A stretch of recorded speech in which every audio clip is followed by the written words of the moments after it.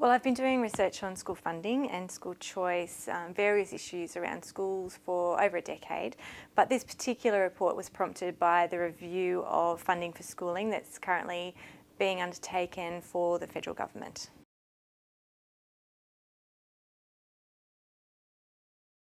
There's a lot of misunderstanding about how schools are funded on both the government school side, non-government school side. There are around 18 different funding systems operating at the moment. By the time you combine all those different levels of government, different school sectors and different states. So any wonder that not very many people really understand how it works, and it's not very clear, and there isn't a real rationale that underpins funding for schooling at the moment.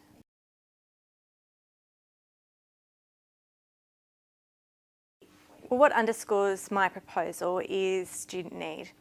So the funding models at the moment are based on school need, whereas I propose we go back and look essentially at student need and fund each child according to their own individual circumstances and make that funding portable so that it's neutral across school sectors and also so that it's weighted according to what sort of circumstances that child is in. So obviously a kid with more needs will receive higher levels of funding, but that funding would be transferable irrespective of what school they attend.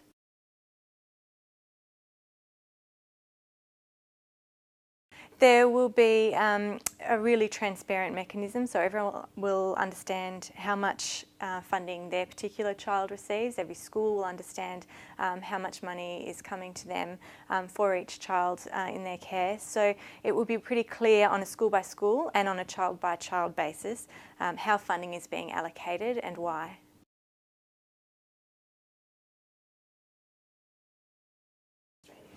Well, I suppose the two main ones are equity and efficiency. So there's two ways of looking at equity. One is to say that you fund each child on need, so particularly in the area of private input.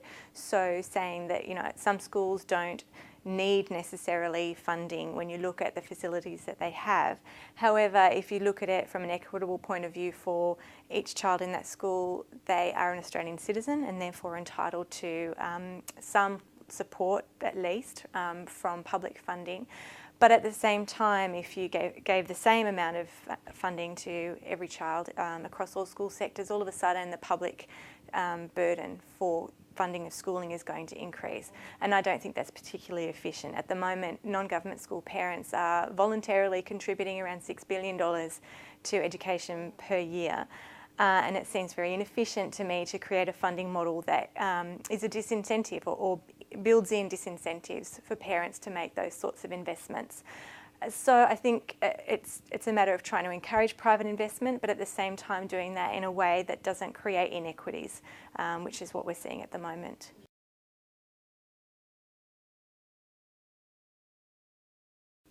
Yeah, there are a couple of things to consider with funding. One is that all the research suggests that the level of funding isn't necessarily directly related to student outcomes. So just throwing extra money into an existing funding system using the same mechanisms won't necessarily improve student outcomes. It's the way that that money is spent that's important.